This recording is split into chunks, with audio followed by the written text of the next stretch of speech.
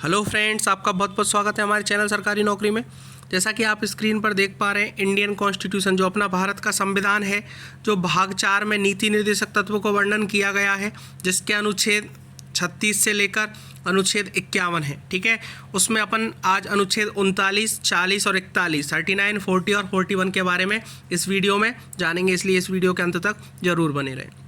इनको अनुच्छेद, इससे पहले की जितनी भी अनुच्छेद है उनके बारे में जानना है तो मैंने एक तरह से प्ले लिस्ट बनाई हुई है, डिस्क्रिप्शन में उनकी लिंक है, आप जाएं, अच्छे से पढ़ें और नोट्स बनाएं। ठीक है, तो चलो चालू करते हैं अनुच्छेद 39, 40, 41। ठीक है ना, इससे पहले जो नए है वो चैनल को एक बार सब्सक्राइब कर लो और बेल आइकन जरूर दबा लो, जिससे वीडियो का नोटिफिकेशन टाइम टू टाइम आपके पास पहुँचती रहे, क्योंकि इस तरह की वीडियो हम डालते रहते हैं। तो बात करें 39, 40, 41 की, तो मैंने लास्ट वीडियो में आपको राज्य की नीति निर्देशक तत्व पढ़ाए थे। तो नीति निर्देशक तत्व मैंने आपको समझाया था कि एक तरह से मूल अधिकार ही है, लेकिन इन मूल अधिकारों में ये एक बाध्य नहीं है कि राज्य सरकार इसको आपको प्रोवाइड कराए या नहीं कराए, ये उसकी इच्छा है, बाध्य नहीं है राज्य सरकार इसके लिए। ठीक है, आप सुप्रीम कोर्ट नहीं जा सकते, हाई कोर्ट नहीं जा सकते, किसी कोर्ट में आप नहीं जा सकते कि मुझे इस तरह के अधिकार प्रोवाइड नहीं कराए गए। ठीक है ना, तो अनुच्छेद 39 की बात करें तो 39 में बोला गया है कि राज्य द्वारा अनुसरणीय कुछ नीति तत्व, ठीक है ना, राज्य के द्वारा जो अनुसरणीय है वो नीति तत्वों को कुछ समझाया गया है कि इस तरह से राज्य इनको लागू कर सकती है। राज्य अपनी नीति का विशिष्टतया इस प्रकार संचालन करेगा और सुनिश्चित रूप से करेगा। पहला पॉइंट, पुरुष और स्त्री सभी नागरिकों को समान रूप से जीविका के पर्याप्त साधन प्राप्त करने का अधिकार हो। पहला पॉइंट ये ध्यान रखना, मतलब जितने भी पुरुष हैं और स्त्री हैं वो सभी जो भी नागरिक हैं उनको समान रूप से जीविका मिलनी चाहिए। एक तरह से बात करें कि सबको समान कार्य के लिए समान वेतन मिलना चाहिए। इस तरह की व्यवस्था के लिए काम सरकार करेगी, राज्य सरकार करेगी। ठीक है, ऐसे कानून बनाएगी कि जिससे समान सबको वेतन मिले। राज्य सरकार की इच्छा है, इसको करना पड़ेगा या नहीं करना पड़ेगा वो उस पर डिपेंड करता है राज्य सरकार पे, लेकिन राज्य सरकार को ऐसा करना चाहिए। ये जितने भी नीति निर्देशक तत्व, इनका मतलब यही कि ऐसा करना चाहिए। ठीक है, कर्तव्य उनके राज्य के। तो बात करें जैसे 6 पॉइंट जो बोला गया है, समुदाय के भौतिक संसाधनों का स्वामित्व और नियंत्रण इस प्रकार बटा हो जिससे सामूहिक हित का सर्वोत्तम रूप से साधन हो। मतलब जो समुदाय के भौतिक संसाधन है वो उनका जो स्वामित्व है और नियंत्रण है, जितने भी भौतिक संसाधन है अपने समाज के, उनका जो नियंत्रण है और स्वामित्व जो कर रहा है वो इस तरह से होना चाहिए कि सबको समान हित में सर्वोत्तम रूप से सबको समान प्राप्त हो। जैसे अपनी गवर्नमेंट की जो रोडवेज बसें, ठीक है ना, उनमें सबके लिए समान किराया होना चाहिए। ठीक है, लेकिन होता नहीं है, ये बात अलग है। ठीक है, लेकिन राज्य सरकार का कर्तव्य होना चाहिए। क्लियर। जैसे दूसरी बात अभी बोली, पुरुष और स्त्री के लिए समान रूप से जीविका के पर्याप्त साधन प्राप्त करने का अधिकार हो।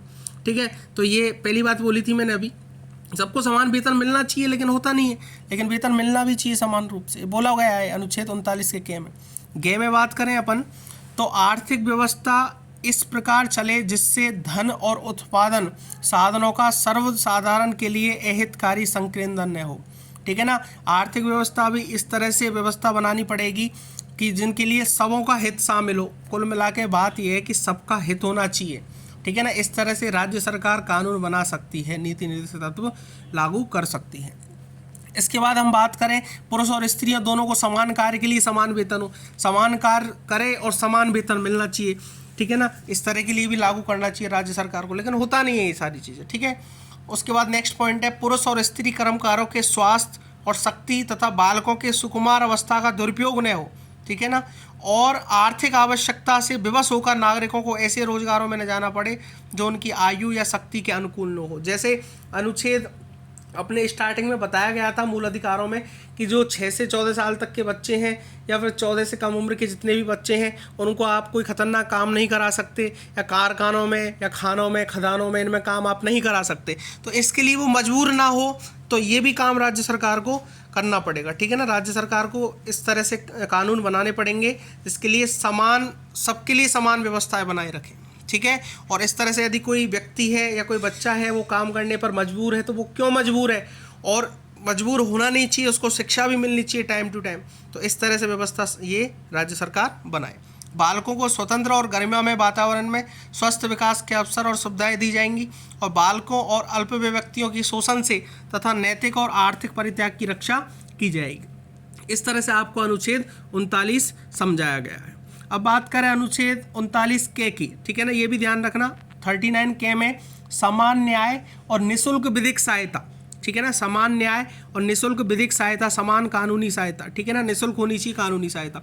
जैसे आप किसी पुलिस थाने में जाते हो और किसी से कोई इस चीज़ की सलाह मांगते हो, कानूनी सलाह मांगते हो, तो थानेदार दे या ना दे ये उसकी जिम्मेदारी है, राज्य सरकार पर कोई बाध्य नहीं है राज्य सरकार इसके लिए कि वो निःशुल्क सहायता प्रदान करे, लेकिन कर्तव्य बनता है कि आपको वो किसी भी तरह की कोई कानूनी सहायता की जरूरत पड़ती है तो आपको वो प्राप्त करा सके। राज्य यह सुनिश्चित करेगा कि विधिक तंत्र इस प्रकार काम करे कि समान अवसर के आधार पर न्याय सुलभ हो, और वह विशिष्टतया यह सुनिश्चित करने के लिए कि आर्थिक या किसी अन्य निरोग्यता के कारण कोई नागरिक न्याय प्राप्त करने के अवसर से वंचित न रह गया हो, उपयुक्त विधान या स्कीम द्वारा किसी अन्य रीति से निःशुल्क विधिक सहायता की व्यवस्था करेगा। इस तरह से अनुच्छेद 39 के बारे में बताया गया है। अब बात करें अनुच्छेद 40 के बारे में, तो 40 में बताया गया है ग्राम पंचायतों का गठन। राज्य ग्राम पंचायतों का संगठन करने के लिए कदम उठाएगा और उनको ऐसी शक्तियां और प्राधिकार प्रदान करेगा जो उन्हें स्वायत्त शासन की इकाइयों के रूप में कार्य करने योग्य बनाने के लिए आवश्यक हो। मतलब देखो, जब संविधान बना था उस टाइम गांधी और अंबेडकर, ठीक है ना, दोनों के बीच इस चीज़ की बहस हुई थी। महात्मा गांधी चाहते थे कि पंचायती संगठन बने, ग्राम पंचायतों का गठन हो, लेकिन अंबेडकर ये नहीं चाहते थे, ठीक है ना, ग्राम पंचायतों का गठन हो। अंबेडकर ये सोचते थे कि यदि कोई सरकार ग्राम पंचायतों का गठन होगा तो वहाँ के सरपंच है, उनको कोई पैसे देगी तो बीच में खा जाएंगे, ठीक है ना, इस चक्कर में। लेकिन महात्मा गांधी चाहते थे बिल्कुल ग्राम पंचायतों का गठन होना चाहिए, ठीक है। तो ग्राम पंचायतों का संगठन कराए ये राज्य सरकार सुनिश्चित करे, तो इसलिए उस टाइम इन दोनों में बहस हुई, तो इसको अनुच्छेद ये अपना 40 में रखा गया और ये भाग राज्य के नीति निर्देशक तत्वों में रखा गया, ठीक है ना, क्योंकि राज्य सरकार पर डिपेंड करता है। जैसे दिल्ली सरकार की बात करें, दिल्ली सरकार में कोई भी पंचायती ग्राम पंचायत नहीं है, ठीक है ना, लेकिन अपन यहाँ बात करें, जैसे राजस्थान की बात करें, तो राजस्थान में सबसे पहले ग्राम पंचायत की स्थापना की गई थी नागौर जिले से 2 अक्टूबर 1959। 2 अक्टूबर 1959 को राजस्थान में नागौर जिले से सबसे पहले ग्राम पंचायत की स्थापना की गई थी। तो अनुच्छेद 40 में सब कुछ बताया गया।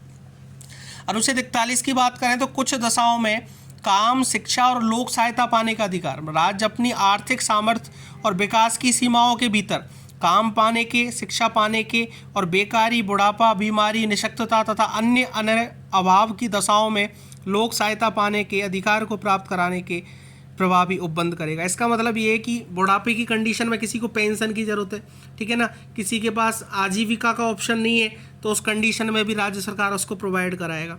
शिक्षा की व्यवस्था के लिए बोला गया है कि शिक्षा की व्यवस्था सबको मिलनी चाहिए, ठीक है ना। पहले ये मैंने आपको समझाया ना कि जब कानून बना था उस टाइम इतनी कंडीशन नहीं थी कि सबको शिक्षा फ्री मिल जाए, ठीक है ना, इतनी व्यवस्था नहीं थी, पैसे की व्यवस्था नहीं थी, इसलिए इसको भाग 4 में रखा गया कि राज्य जब सामाजिक व्यवस्था अच्छी होगी, आर्थिक व्यवस्था देश की अच्छी होगी, तो राज्य अपनी इच्छा से शिक्षा फ्री कर देगा अपने कोई कानून बना के। लेकिन अब उसको मूल अधिकार में भी जोड़ दिया गया है, ठीक है ना, संविधान संशोधन किया था ना, उसके बाद उसको मूल अधिकार में जोड़ दिया गया है 21 के में, ठीक है ना। तो इसमें बोला गया है कि शिक्षा की व्यवस्था भी फ्री होनी चाहिए।